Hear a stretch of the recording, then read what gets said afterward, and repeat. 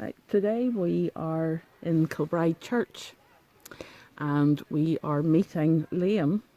Mm-hmm. I think we're in for a treat this afternoon. Yeah.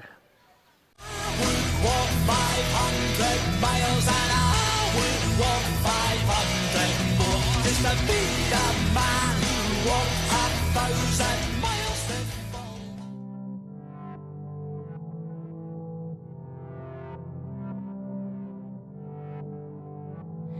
This was an abandoned church until just after 2000 when Liam Griffin started work on the church, and with the help of the Friends of Kilbride, a lot of the gravestones have been unearthed.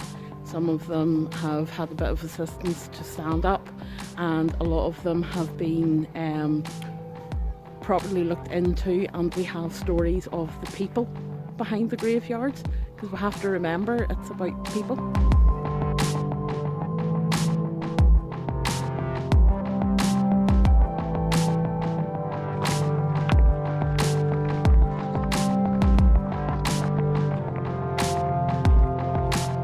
Was it? Some people said it was just a tool hut. Don't believe that. Look at the size of it. Look at the complexity of its construction.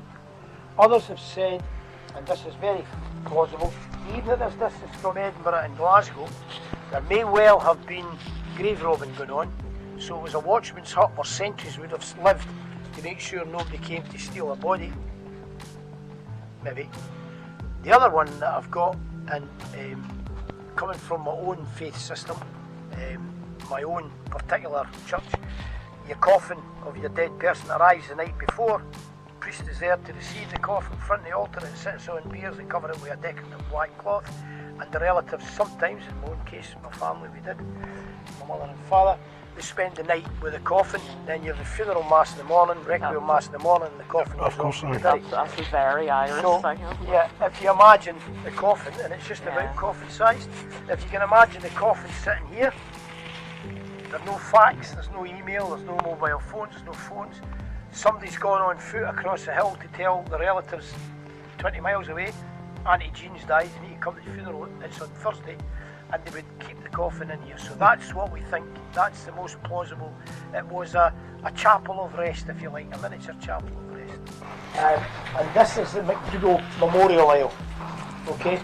And the first person buried in there is a man called Ian Keir MacDougall, John MacDougall, and he rises as a Jacobite in 1715, fights very courageously at the Battle of Sheriff Muir, unfortunately on the wrong side, which in any war is the losing side. He goes on the run, he goes to Ireland on the run, because Ireland's, they're quite happy to sail down to Ireland. He gets to Ireland on the run. When he arrives in Ireland with his henchman, with his main man, the guy who looks after him, his sidekick, they discover that there's a local giant terrorising the people. So he takes on the giant and becomes a hero because he kills the giant. That's cool. He then goes on into France, because he's a Jacobite on the run, remember? He goes to France, he hides in France. 1719, there's a wee upsurge of Jacobite activity again. He arrives back here to do that, then he goes on the run again. Eventually, he's captured. He's actually in a ship with the potential to be taken to the West Indies as a slave. However, somehow or other, he's forgiven and he's allowed to come back to Denali, where the MacDougalls had been based for many years. Whilst all that going on, Madam MacDougall, his wife, young lassie, Mary of Slate from Skye, she has barricaded herself into Denali and kept the Hanoverians at bay, but eventually gets kicked out and forced to go and live a pretty mean existence. Having been at the top of the pyramid, she's now at the very bottom of the pyramid. She has to go and live in a mean existence on the island of Kerala. They get back into Denali as tenants to Campbell. 1737 he dies, and they bring him and they bury him here. In 1744 the rumblings of Jacobite activity are coming again. The government of the day, possibly for political reasons, give a lease, a tenancy, I beg your pardon, they give an ownership back to MacDougall. They're allowed to own some of their lands. They paid a great dear price. The 1745 Jacobite rising, there is some MacDougall's involved, but there's no official MacDougall. Yeah, I heard that. They step back. They say, listen, we've had it once. We want nothing to do it again. Yeah, I heard there was the list. I think the list of the dead. I think it was it 20. There was 20 MacDougalls in this area, and there was a few from the Lowlands as well. I think. So this is Ian Keir's place, but they come then in the late 18th century, and they build this memorial out to the rest. We'll go in there first, but the next first thing I want to show you is this wee here. This is part of this story. We have to walk on the gravestones because we can't do any other way. It's very difficult when you're Irish to walk in these things. Here's medieval stuff. Oh, wow. Here's medieval stuff here. There's another medieval one here. But down on the bottom of this is a MacDougall, and it's all in English. This is a MacDougall from the 19th century, 1800s. And down the bottom is a little rhyming couplet, and it's very interesting. My glass has run, and thine is running. Death is sure, judgment's coming. Oh, quite scary. Let's go inside here. Here is the grave of Liam Keir MacDougall, and that's the grave of Mary of Slate, his wife. Now, these are Gaels, Gaelic people. Here's the symbolism on their grave. No English writing, no Gaelic writing even.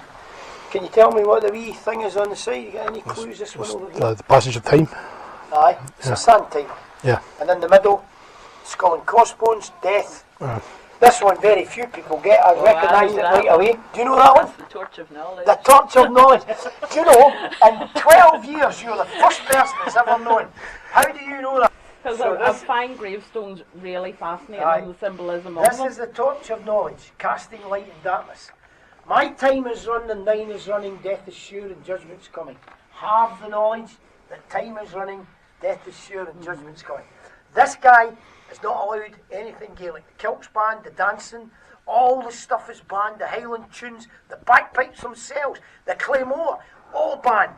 They're anglicised. We have to be part of North Britain, no Scotland anymore. North Britain. But this guy nods in English to his Gaelic ancestry and the Gaelic blood pumping through his lovely heart. And this is James MacDougall. So he's 1737 when he dies. He's born in 1793, 60 years or so later. But he's no longer a Highlander. He's a Royal Highlander. They've had their fingers burned. The Roses Jacobites as rebels. Absolutely no way we're doing that again. He's a Royal Highlander. We go over here behind us here, and we see up here the very first grave I ever came across. Killed in action at Blairfontein. That was the first one I ever saw. The ivy had grown down over the top of it, and I was gobsmacked. I was in the Royal Navy, and when I was at Dartmouth, I had to pick a subject to write about, and I wrote about Nelson blockading Portugal, blockading France's activities. The Battle of Ciudad Rodrigo is northern Spain on the border with Portugal, and it's the English and the Spanish fighting against France and Portugal. There's a mix-up of politics. Killed in action. I've actually had that man's jacket on. Mike Robertson took me up and he showed me all the stuff, and there was his and his spirit. Further on down, killed in action at Blairfontein. So this is us reaching out into Empire. This is us reaching out into Empire. When we took the place over, it had been abandoned for many years. There just was no funding to keep it. They knew how important it was at MacDougall. This is Saul MacDougall, of course.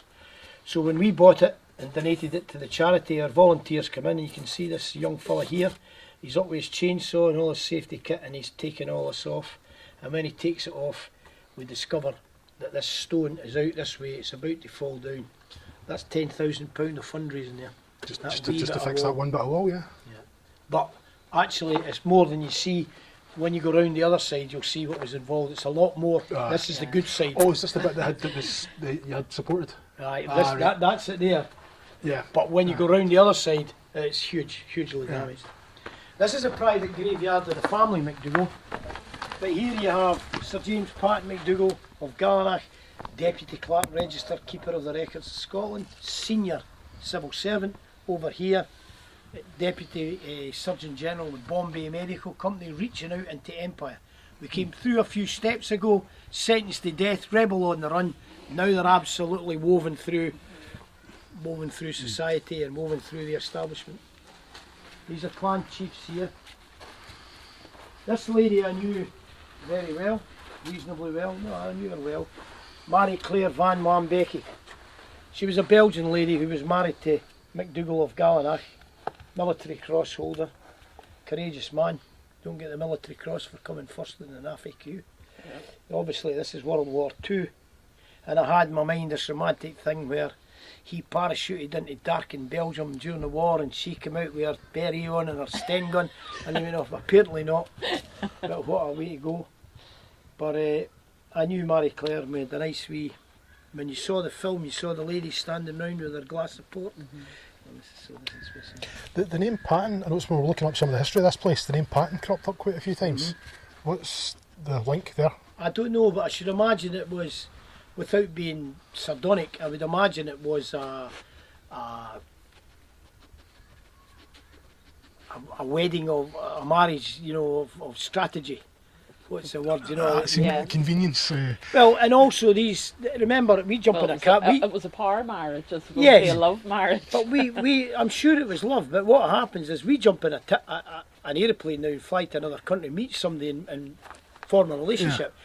There would be families living close together, so that was quite common, you know. That was quite common. And I was brought up, as I say, in an immigrant family. We married our own. We didn't go, you know, if I'd brought, my wife's a different faith from me. When I went home, my mother said to me in a quote verbatim, "Am I not to get a decent wedding from my oldest son?" Because I wasn't being married in our church, I was being married in her church. I said, "I've got a dispensation for that, Mum. I'm sorry, but I would have liked you." So there was a bit of that going on. There's your Drove Road passing on up there. And that hillock is anti-Sleekin. Forgive my Gaelic pronunciation, I'm not a Gaelic speaker. That is the hill of prostration. And if we come forward just a wee bit here, and you look up on the hill up there, you can see what they call the Lerag's cross. It's actually the Lerag's crucifix. It has the figure of the Christ, crucified Christ, carved upon it. It's a rather beautiful monument actually. It was carved by the experts in Iona, the Iona School of Carving, and it stood there. And the Drove Road here, cattle went from all these islands from the 16th century onwards right down to England. It stood here, and I should imagine this was a halt, a stance. It's just about the right distance from the ferry or from Denali Point. This would have been a stance, and they probably said their night prayers. Come the Protestant Reformation, it's considered to be idolatrous and it's cast down. 1737, as I said earlier, they come to bury Ian Keir here, and it's reported they buried him in Kilbride, a quiet graveyard in the hills where lies broken in 3 parts the Lerag's Cross. 1926, Mrs McNabb, local landowner, by public subscription, she pays for it to be mounted up here, and it's very skillfully put together. It's a beautiful thing put back together again. See the Drove Road, like they came from, they would drive from Mull across the Kerr at the end to Denali and down this way, or would they come across further south? They landed on the west side of Kerr at a landing stage that's still in existence. Yeah. And sometimes they swam them across, apparently, they sometimes swam them across where the ferry now is, halfway down the Sound of Kerr. Yeah. But it's also more commonly thought they swam them across the Kerr and Erris and they landed on the shore below Denali Castle. Right. Where it would be a nice gentleman with a big sword and 4 pals with a box, and he was saying, "Just put your money in there, pal." I should imagine. Yeah. I should imagine. This is the family's private graveyard here. Quite a wee bit of interesting sculpturing on the grave memorial. This is the grave here of the current clan chief's father. And here we have Agnus Dei, the Lamb of God, going to slaughter for you and I our sins, to put away our sins. The Lamb of God going to slaughter. But they're MacDougall's after all, so if that doesn't work, we've also got a great big worship called a Birlin. Any trouble for you guys, we'll pray for you first, but then we'll come and sort you out. So this is the clan chief. I'm sure he would enjoy the wee story. This is his 2 sisters. This is the father of the current clan chief. This is his 2 sisters. This is Jean, and this is Hope. And the Hope collection is a very important historical collection. Hope realised that things were changing. So she started going to auction marts and round farm routes and stuff like that, and she's responsible for the initial starting up of that wonderful collection that the MacDougalls have down in Denolly, which is well worth a visit. That's somewhere we're still to go actually. It's not like that one yet. And gene rights, all sorts of stuff. So these guys are gathering history here. This little arch here tells us a lot about the setup here. This church is facing east-west, basically, pointing at Jerusalem in the Holy Land, that haven of peace. Right? But when they took this is 1707, but they took the original 13th century stones, the 1246 stones, and they rebuilt them. The church is mentioned by Alexander II in 1246. It's mentioned by the man you talked about earlier, Robert the Bruce. It's mentioned by James II. So it's a pretty important place. 600 people live in the Glen. It's strategically important for this part of the world. But then it's abandoned in the Protestant Reformation. It falls into a ruin with its association with the papacy. But then they come in 1707 and they take those abandoned stones and they realign them. What is this arch? We don't know. What does it reveal? We don't know. It's something we want to find out. But what we think is this is a medieval grave of some importance, a clan chief or something of that nature. And rather than disturb the man's grave or the woman's grave, more likely the man, because women weren't important in these days. You're important now, but not. They built this arch over it. They want the line of the building to be here for some reason, but they don't want to disturb what's in there, so they arch over the top of it. One day when we've done all the other £200,000 that we need, our experts will find out what's in there. We're going to jump forward to the 19th century. Great changes have taken place, of course. America, Australia, Canada, New Zealand, they've all been parts of the British Empire. They've all been, the diaspora scattered to that. They've either been forced by the clearances or chosen to go. Just as we walk past. This is the other side of that damage. This is what we found when these guys took the ivy. This is our volunteers here. When they took the ivy away, this is what they uncovered. And this is what. Ah, so this is the other side of the park. This is the other side of that. Got you. This is what all the tin. We've never had we got a wee grant from the windmill fund, but all the rest of it's been tin shaking and stuff. We've made lots of applications for grants. Historic Environment Scotland have said we will match anything you get from the lottery fund. But by the time we got to making the application to the lottery fund was closing down. And they told us we're inundated, it's unlikely, but put an application and we didn't get it. So this is what we've done. That's what it was, and that's what it is. But the ivy, that ever encroaching weed, wonderful plant that it is, it's a damn nuisance to us. It jumped across, as you can see, onto the tree, and it came down curtain-like right down here, and it had this stone. And if you come around here, you'll see the stone from the other side. Oh, this is terrible. Beautiful, eh? It's a beautiful stone, there's no doubt about that. And the craft that's involved is wonderful. What's not on there is any kind of Christian symbolism. There's no crosses or crucifixes indicating the thinking of the particular sect or belief. But there is a rather intricate Scottish thistle thing. Go and make that today, you're looking at thousands of pounds. Yeah. It's a beautiful thing. But the central feature of the thing we've not to get lost sight of, Sarah McCulloch Campbell died aged 9 months. Mother carries it in the womb for 9 months and carries her on her breast for 9 months and brings her here and buries her in the ground at 9 months. This is in the late 1800s. By 1901 he's given us a tenant farmer. That tells us a lot about the change in practice. That hill behind you there, that would have been run rig. There has been 20 or 30 plots of land on there with 20 or 30 subsistence people living on it. Then they pay cash rent, but when the clan chief phoned up, bring your claymore, they turned up and man. Yeah. Come the change in practice, the clan chief's now down in London and he's sold his land to some guy that's made money out of coal mines or something like that. Industrialist, yeah. And they've cleared the land of the people, cleared the land of those wonderful Highland cattle that they had and put sheep on. Yeah. But this man is a tenant farmer. He's one of the ones, perhaps he was better at what they did or whatever, or he had some kind of relationship. He's a tenant farmer. He's got 300 or 400 acres. It's on the other side of Loch Nell, Loch Naniel, the Loch of the Swans. He's a tenant farmer of 400 acres or so at Caerbachen. So he's got a few bob, and we can tell he's got a few bob because that ain't cheap to make. No, that's stunning. But in 1901 he gives up the tenancy and he's reported to be an importer of wines and spirits. And then eventually my wife lost sight of him and she traced him.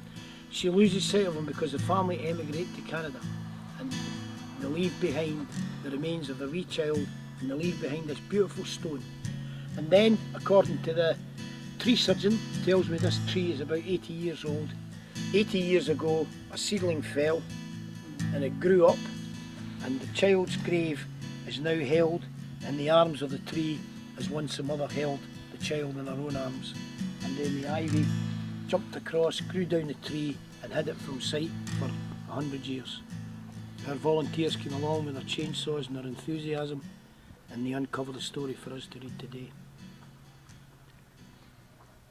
Alec Campbell, his initials are on the back here, AC on the back, the father.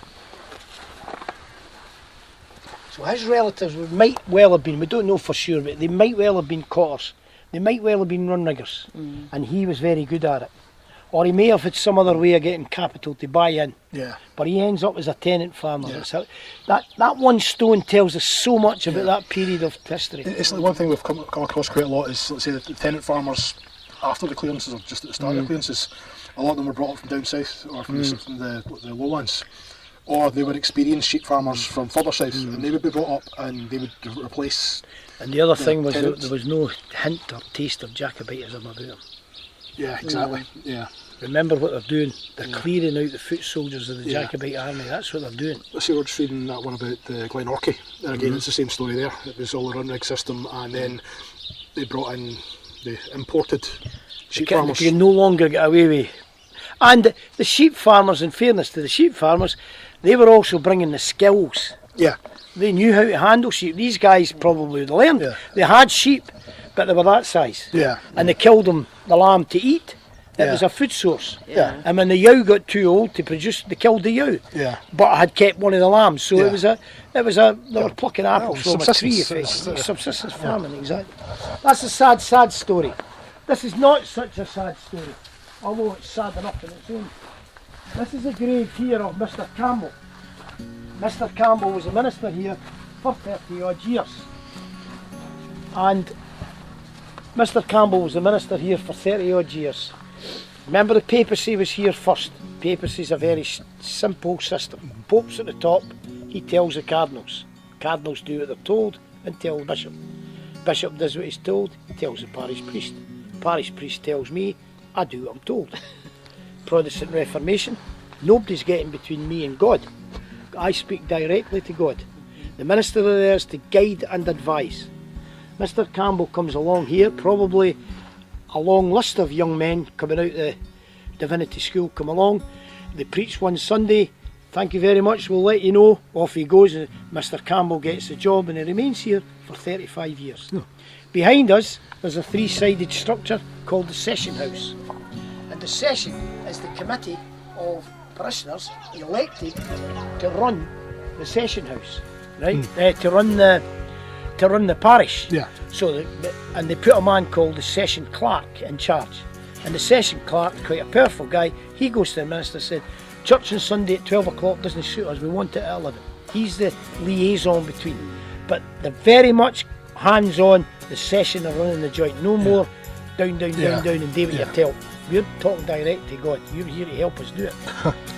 But apparently, he got on quite well with the session clerk, but the clerk was determined that he was to be in charge.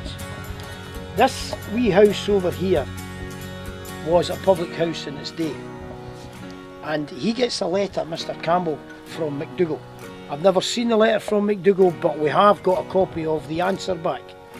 And he writes back to MacDougall, who's apparently written and said, there's a move afoot in Scotland to shut down public houses. What do you think? And he writes back, I would close every public house in Scotland. They are not but dens of iniquity. Black, white, absolutely no doubt about the views until you turn the page. And then it says, except for the one at Kilbride. Shut all the pubs you want, leave my bloody pub alone, please. There I put off my coat on a rainy day. The man there is a Christian. The church at Kilbride is so damp I fear for a child's life. I baptise the children in the public house. Close all the pubs you want, but leave my bloody pub alone, please. When he died up round Tenant. All right there. And the men of the parish, as was the custom in the day and still is in some of the Hebridean islands, I've actually seen it happen. They carried his coffin in rotation on foot, and they brought him here and they buried him and they raised that very significant structure in his memory, so that's how important he was. Is he the guy who was supposed to be going to Ardhatton for burial? No? No, that was Ian MacDougall. Ian Keir was to go, well, it might have been him, but I don't think so. That's too solid. Right. Ian Keir was to go to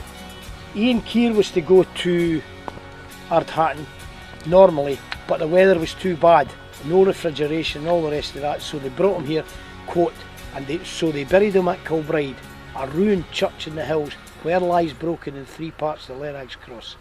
That was in 1736. So the earlier MacDougall ones would have been Ardhatton, and then from then on Yes. they came here, or from Ian Kerr afterwards. Yeah. This session house was built by a family called McNabb, and this is their family stone, and this would break your heart. Dies in infancy, died age 2, died 5.5, died age 3. Dad lives till he's 78. Mum lives till she's 83. Yeah. So it wasn't just the big cities that children were dying in infancy an awful lot? Well, they're dying in Glasgow actually. See, died in infancy at George Street in Oban. Died in Carntine Road in Glasgow. Dies in Bridgeton. I'm from Bridgeton. I know where that street is. That street still exists, Duncan Street. I'm from 549 the London Road. It made a back court. My granny might have played with that wee girl. Oh, jeez. Duncan Street goes down there and London Road goes there, and this is called a back court. The kids played in the back court. My granny maybe played with her. She lives till she's 83. Mum will go in here. This is the church. This is the 1707 prayer house built from the stones of the Catholic church of 1246. I would like you, if you wouldn't mind folks, go down a wee bit, because I'm going to do something here and I don't want you to get splattered with the shrapnel that comes on. Do you know where the barn bar is? Yes. You go back a wee bit yet further. On our please. list. Do you know what the barn bar? That's fine. That's fine. Do you know what the barn bar is? Yes. Just on the hill. Well, the barn bar was tenanted from MacDougall by the McCallums, and they must have had a birthday party or something, and the McCallums had come from near and far. One rainy Sunday, apparently, the MacDougalls arrive to come to church from Kerala, Denali and all parts. McCallums only got to come from basically the barn bar. Place is full of drunken McCallums, or full of McCallums. I'm not saying they were drunk, maybe hungover. So the oldest MacDougall woman comes to the door and she says to McCallum, "Come on, yous are our tenants, we're the bosses, come out and make room." And rather unwisely, the McCallums say, "Outside you're in charge, inside God's in charge, we're sitting where we are." At which point, she curses McCallums. That's why I'm telling you to stand back. I don't want you to get hit with the shrapnel. "I curse you, 3 times, I curse you. None of you'll die in your bed." And then they go away in a huff. McCallums giggle. They're inside a church, no worried about the curse. That's fine. Next morning, McCallum gets up. Oh my head, you can imagine it. Oh my, he can eat never again. Whiskey, oh, I'll never touch it again. I'll just go and get a pail of water through the well. And there's MacDougall waiting. "Hello, McCallum." "Oh, I'm just going to the well for a drink of water, are you?" "I don't want you using that well anymore. There's another one 2 miles away." And they make life so uncomfortable. "Where are you going with that coo?" "I'm just going to put him to pasture." "Ah, there's another pasture 2 miles down that way. Don't use that one anymore. I'm putting my coo in there." And the McCallums are forced off the land. Right? This is a historical fact. They're forced off the land. So that's what can happen when you get cursed.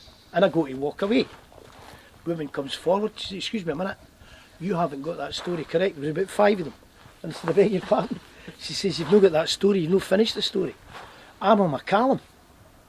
She said, "And she said what actually happened was the 4 brothers get together and they agree that they'll go, that were tenants, MacCallums, one will go north, one will go, because they've got to find something else to do now.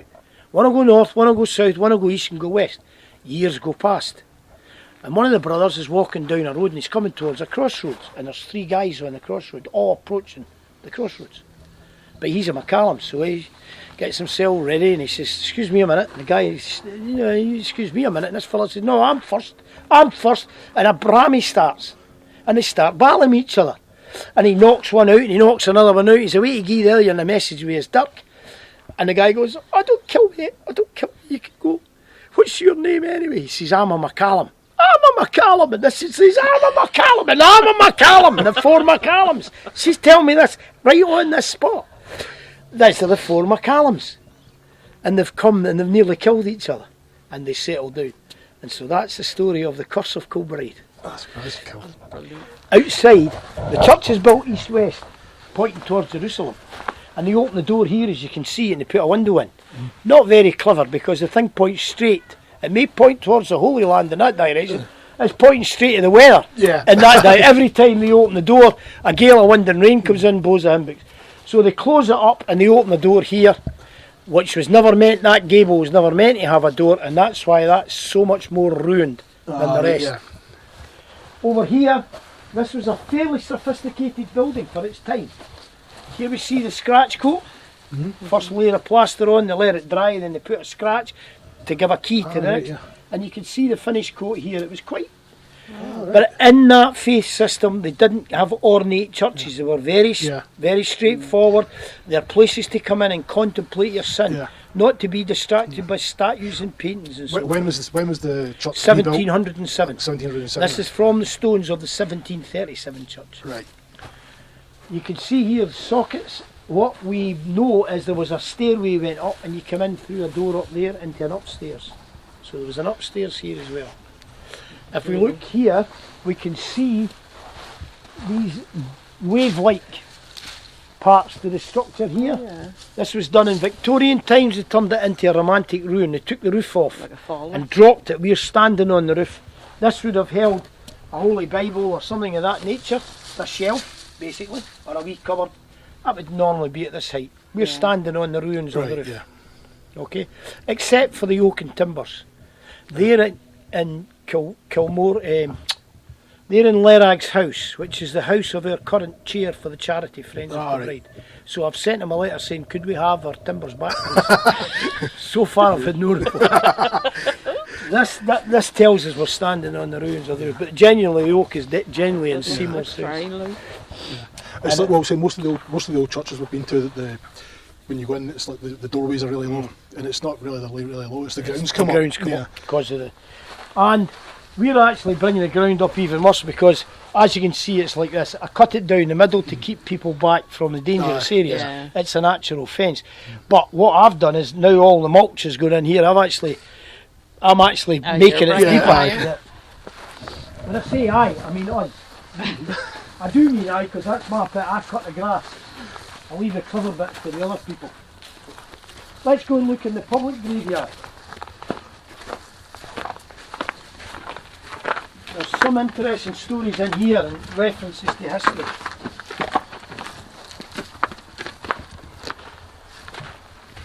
This wee bench here.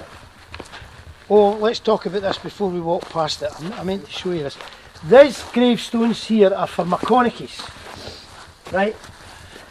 O'Conachar, O'Conachar.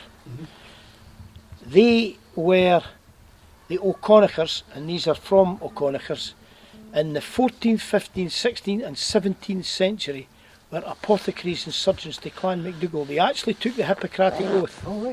Right? Now, when I was a wee boy in Glasgow, my mammy, who was Irish, I used to rush home from school at her instruction, and she used to sit in the old days with a radio at the big dial in the middle, and you moved the needle backwards and forwards. She said, hurry up, 4 o'clock, the news from home. And it was an orchestral piece. She was talking about the news from Ireland, Radio Erin. dee dee dee dee dee dum dee dee dee, and an orchestra played that tune, and she moved the needle. I don't tell the visitors this story, I'm telling you because you've got Irish blood. And she moved the needle backwards and forwards, and when the tune got to its climax, the highest point, the best point, that was the best place to pick it up because it's from Ireland. Dee, dee, dee. So one day I'm in Tobermory, I'm in a pub, McDonald Arms. I drank in those days, I don't drink anymore now. And I'm standing at the urinal doing a pee, and I'm dee dee dee dee dee dee. And a guy standing beside me says, "That's a great song." I says, "Oh, it's not a song, pal, this is in a pub." I said, "It's not a song, it's a tune. My mammy used to play it on the radio when I was wee, so she could tune in Radio Air." "No, it's a tune, son. That's for the Fenian times in Ireland, I know the words of it." And he taught me the words of a rebel song, which is illegal to sing, and I wouldn't sing it normally because you get a punch in the nose. In Glasgow, where I come from, for sure. "'Twas down by the glen side, I spied an old woman a-plucking young nettles." A-plucking young nettles? So when my mammy, I said, "See that tune you taught me?" "Aye, a-plucking, what's that all about, a-plucking young nettles?" She says, "Oh, that's to do with the Hungry Times. I didn't know that was a song." She only knew the tune. She says, "But that's to do with the Hungry Times. When the famine was on," as if it happened every week, like, "when the famine's on, the people were forced to eat the grass and the nettles." And I thought, that's terrible. These people here took the nettles and they turned it into a soup. And that's one of the things they used to cure the common cold, or to alleviate the symptoms, was to give the kids with a cold or in nettle soup. I've read all this up. I've also found out that there's a restaurant in Appin and they charge £10 for nettle soup. 10 quid for nettle soup, homemade nettle soup, hand plucked from our garden. There's millions of them, they break my bloody heart, I can't kill them. That's what the O'Conachers did, and this is there. And when you go over that hill just a wee bit, the ruins of the O'Conacher house is over there, and they were apothecaries and surgeons to Clan MacDougall for 300 years. Another song I learned, there's a pub in Linlithgow on the way to Edinburgh. It's a fantastic restaurant if you ever go to it. It's called the Four Marys, and when I was at school I learned the song. "Yestreen the Queen had four Marys." It's about Mary Seton, it's about Mary Queen of Scots. And Mary Beaton was her she had four Marys. Yestreen the Queen had four Marys, and this she'll have three. And they knew that the English were going to come and get her. Elizabeth I was going to capture her, and so she tried to escape through a wee door. This is what they tell us. And Mary Beaton was her doctor, was her Beaton, Macbeth, Beaton, Beatson, all of these things, Macbeth, this Beaton. And these O'Conachers were the same as the Beatons, and the Beaton in the song that Yestreen the Queen had four Marys is the woman that looked after her health. And they knew about nettles and nuts. And this bit of ground here with these trees, this was their garden where they grew raspberries and blackberries. And if you think about it, they weren't that far away. What should you eat? Cheese and onion crisps or a nice fresh blackberry jam sandwich? Yeah. You should be eating them because of the vitamin C. Except, of course, we put deadly white sugar in it. But now, this bench here is a real music story. My pal Jeremy Michael died, our friend, and he was a musician. I'm going to tell you a wee bit more about him. But I asked somebody down in England, a pal of mine, we bought this bench in his memory, and he was to make a plaque, and it was to say "much missed musician." And even though he put the guard on, he put "much missed magician." So that's two people. I'm sure Michael's laughing at it. Two people separated by the same language. He misunderstood my Scottish accent in Latin, and so the scholars tell me it's likely that it was a Catholic family. And you remember we spoke about MacCallums. Here we see MacCallum appearing on the list of names, and when you look, they're obviously not buried here, but they start off at Craignish, local family, and then they start to spread out. New Zealand, we see the diaspora spreading here, New Zealand, South Africa and so forth. Interesting from my point of view, in that this part here is South White Inch down in Glasgow. South White Inch is just on the north side of the river, and my Granny Griffin was married twice. Her first husband was killed in the First World War, and I have dozens and dozens of cousins from Bishopbriggs and Postle Park, White Inch, all called MacCallum. Wow. My granny was married to Archie McCallum. Oh. But I'm not a McCallum, I'm a Griffin. But Yeah. her first husband was a McCallum, and that William McCallum and Archie McCallum are all cousins. So this man might even be related to me. I don't know. My brother lived in an apartment in an old church in Whiteinch. It In could have been Whiteinch? yeah. There you go. There you go. Wait till you see Maybe it was where all those marriages took place. This is Campbell here. Campbell translates from the Gaelic. And this man loved his father and he was good at his trade. Look at the quality of that. Every single one of those is almost, they're all handmade of course. That is amazing. Isn't it beautiful? And every one's exactly the same. If you stamped it out in a big modern machine you couldn't have made it more accurate. And see what it is. It's a blacksmith for his father.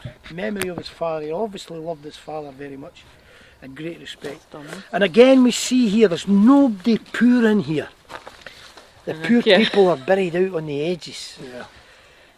Remember I did the thing about where generally people Oh, yeah. were buried? Yeah. The more money you had, the closer you got to the church, basically. That's right, that's right. Every one of these people in here, look at the size of the monuments. Go to the Times, 1900, where's that cash coming from? Yeah. These are, they tell us in the school that these were ignorant Gaels running about, half naked in a kilt, Yeah. couldn't speak, I living on a suspect plate not. of porridge. What a load of rubbish, they were well-founded people. Wait. Now I went to sea as a seaman and I was trained in Dartmouth in the Royal Navy as a seaman officer. And my responsibility was navigation of a ship, so there's nothing you can tell me about navigation. I'm very, very good at it. One day, a Canadian visitor came in and said, "Are there any Canadians in your grave?" I said, "Come on, we'll look," forgetting that there's 303 graves in the public graveyard, 4 or 5 names on each, there's something like 2,000 names. Yeah. Start turning the pages, thinking to myself, made a wee mistake here. Page 6, Hugh McIntyre, 48th Highlanders of Canada. I look at the map, I'm trained in navigation, I could take the map with me and be sure, but I know. And I come here, right up to where it says on the map, I cut the grass, I roll it back, and it says, I'm not making this story up, killed in action, right away, I've done it, yes, I found it, except, this is Donald McCulloch, not Hugh McIntyre. There's Hugh's grave, not his grave, there's Hugh's marker. They're not buried here either. These are the McCulloch brothers, 2 of them. And they're both killed in action in the First World War, and they're named on the stone of their family, which goes back into the 1800s. They had 2 sisters, one died when she was 14 and the other died when she was 43 and never married. That's the end of that line. And Donald is killed. I know quite a lot about Donald. I've got a book, I got sent away for a book about the tank in action, it's called, and it was written in 1930 and it was all about First World War tank stuff, because that's what he was in the tankies. And he was killed on the 2nd of August 1912, and I found his accent through my pride and my ignorance. I found his grave by accident on the 30th of July 2017, 3 days short of his 100th anniversary. And I've actually found the action that he was killed in the book. This is the grave of Hugh McIntyre over here. This is Hugh McIntyre's marker stone here. As you can see, they go back a long way. We were very much helped by the Masonic order they came up with, told them it was a Mason thing. And the local Masonic history came from Tenant. What's his name? He left us a donation of £50, I've forgotten the man's name, lovely guy. And he came up and he researched a lot for this, and we researched a lot ourselves. He's killed in action at Saint Julien, Hugh McIntyre, and I'm going to show you Hugh's photographs because I'll get you to sign the visitor's book. Hugh is a stonemason in 1912, working in Oban on public works, so that might have been the big monument up the hill. He emigrates to Canada. Myra, the charity secretary, she actually found the ship. He sailed from Greenock in Glasgow or in the Clyde. He sailed from Greenock. She actually found his name on the passenger list of the ship. She then discovers that he works, he's registered, we got his address where he lived in Ottawa in Canada, and he worked as a stonemason, as he'd worked as a stonemason here, and he worked in stonemason in public works. Yeah. In 1914, the outbreak of the First World War, he immediately volunteers and he joins the 48th Highlanders of Canada. He comes by sea back to England, he trains in Salisbury Plain, he's given leave, and he comes home to Oban and visits his mother. Let's stop the story there for a minute and listen to that again. He visits his mother. He left his mother in 1912 to go to Canada. Remember, no Skype, no email. To all intents and purposes, that man is dead to the mother. Then he appears back. I'm going to show you his photograph in a kilt. A wee thin man, he doesn't look a big guy, you know. To all intents and purposes, her son is dead and gone. And then he comes back. Then she gets a telegram from the king. We regret to tell you, he was gassed in a place called Saint Julien. The two lines are like this, the Germans' lines are like that. But the British lines, the British lines had gone in up a wee bit, and the Germans had blown gas right across it, and he was killed by a gas attack. Not the end of the story. I contacted the Masonic people. I'm not a Freemason as I have, but I've got friends there, and I said, look, this thing, blah blah blah. They come up and said, we'll get our historian, he's from Tenant. I'm trying to remember his name. He came anyway, and they said, oh, he said, that guy's name is on the monument at Dunolly Point. And I've got a photograph, and I went down to the monument at Dunolly Point one night with my wife. It was a lovely evening, I said, in the summer, a couple of summers ago. I said, come on, go down and look for that. And we went down, and I'm standing up on the steps, like this on the steps, and I'm reaching up with my finger, so that when I look at the photograph, I took several photographs, I've got my finger against one so that I would know what in years to come. I'd say, oh, that's what that was about. Hugh McIntyre. And a wee boy coming on along, like, hello son, where are you from? And he said, Canada. These were gathered up by the Victorian people. These are the 15th century and 16th century graves, as you can see, the stones anyway. So part of our fundraising effort will be to have these properly dealt with, lifted, preserved, whatever the authorities tell us is the people like Historic Environment Scotland, whatever they say to do, we'll hopefully get some kind of funding there. Corinne O'Sullivan came, and she'd read about us on the internet or something. She sent me an email. She said, could I get married in your graveyard? I'm a white witch. Corinne O'Sullivan. She is an expert on Dutch elm disease, and her name, she's obviously, I would think, from Cork or Kerry, that's South West Island, that name. I never asked her, but her family must have emigrated at some point to America. She is an American citizen, and she's an expert on Dutch elm disease. She's some kind of zoologist or something, or biologist or whatever. She's an expert on Dutch elm disease. She's employed by the London Council, Greater London Council, to deal with their Dutch elm disease problems in their parks. She's on a bus one night. Guy gets on with a beard. I'll show you his photograph in a wee while. Funny looking wee man, and he's drunk as a skunk. And she took a good belt of the bevy as well, let me tell you, because I went to the wedding party. She's on the bus, and he's drunk, and two guys go up and start to roll him. She's a white witch. She feels she has to interfere. She goes up, gives him the message, chases him away, takes the guy home, sticks him in the room. He falls asleep, gets up in the morning. They fall in love. Man meets woman. They look for somewhere nice to get married. They come across us on the internet. Could we get married in your church? I went to Mr. Cameron. I'm not of his faith, but I love the guy. He's a great guy. Mr. Cameron, advice please. This woman wants, he says to me, is she willing to make a donation, Liam? I said, she seems to be willing to make a donation. He says, well, let's make this happen. It's a gift from God, Liam. Take it. So they were married here. I'll show you the photograph. But what they did was they planted that tree. Ah, cool. Not that tree. That tree. Yes, this one. There's Colleen's tree. They planted this tree here, and this year, lo and behold, it grew 2 apples. 2 wee crab apples. I said to my wife, is 2 enough to make jam out of? She said, no, leave them a while. And I came, the birds must have took them. But I'll watch for them next year. This is Corinne O'Sullivan's tree. There you go. And down here is the grave of Michael Hulman.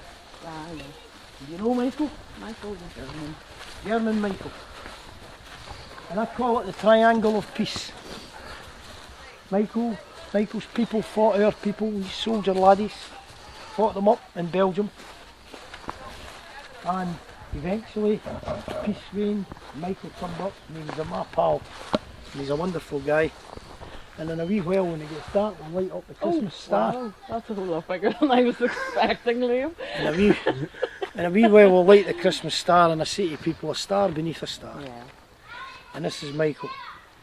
And I sing, and Michael was a wonderful musician. He turned up at the barn bar one winter's day. We have a session on a Sunday up there. It used to, not so much now.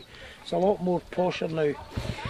We used to, it's a nice place with a big party in it last night. We would turn up and there would be all sorts of musicians. And one rainy, windy Sunday, they'd stopped playing and they were rolling fags and lighting fags and up at the bar getting a drink, and the door opened and in came this guy with an old battered guitar case, and he was bent forward, he had asthma, and he walked with that hunched. And he went up to the bar and he asked for a cup of coffee.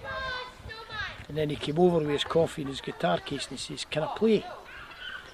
And somebody laughed and said, "Well, no, if you can play till we see what's in the box." What he meant, of course, was, "May I join you to play?" Yeah. So he sat down and he took out the guitar, which was all scratched and chipped and pretty old, and he started fiddling about. That's because nowadays they've all got wee electronic things, you do that, self-tunes. And he started to sing and he was just a wonderful singer. And I sing, but I never trained as a musician, and I love music. And when I sing and they accompany me and they start doing all these things, I start hearing that and I start losing. And he used to come up to my house, and he was on the roads earning his living as a busker, and he just happened to come to Oldham. And I didn't see him for a while. He used to come to the house, usually when it was blowing a gale and he couldn't get out of the weather, he'd come to the house and try and teach me to sing accompanied. And I've got recordings of him and I singing and playing. He says, "Michael's dead." He says, "You're joking. When did he die? When was the funeral? Somebody will let me know." "Oh, he's not been buried, he's a pauper." And apparently what they do is they keep him in a chill room, and when there's 2 or 3 paupers, they send a digger up and they dig a hole in the corner of the graveyard. Oh, I says, no. So this is Michael's grave, he's buried here. And about 60 or 70 people turned up. He came from St. Pauli district of Hamburg, the poorest part of Hamburg. But if you can imagine 70 people turned up to this space. And here is this over here is a cello, and here is a flute, and I'm in the middle. And this is the song we said goodbye to. Michael told me, mate, I've got Michael on film saying that he doesn't believe in an afterlife or any other kind of God. I wasn't trying to convert him or anything, but we had these deep concessions, usually after we'd drank 3/4 a bottle of whiskey each, because he did start taking to the drink.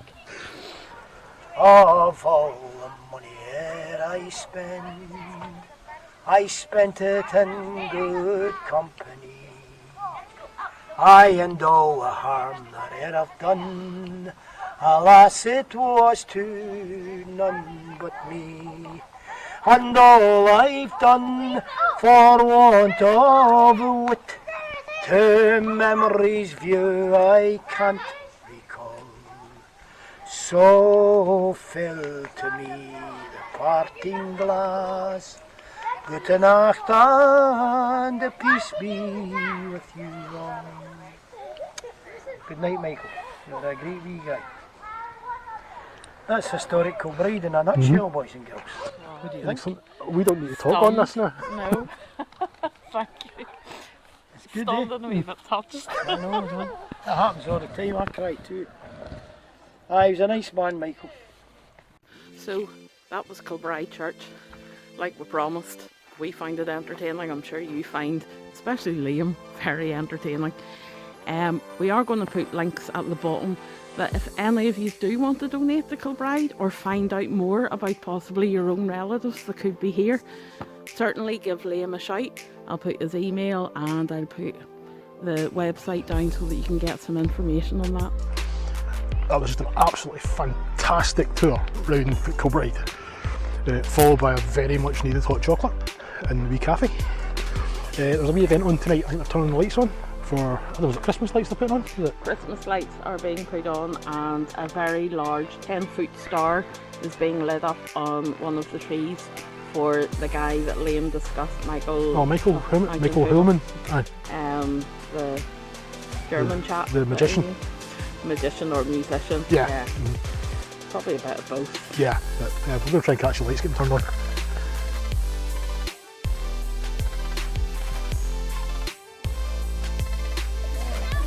This is the real one. 5, 4, 3, 2, 1. Christmas! it.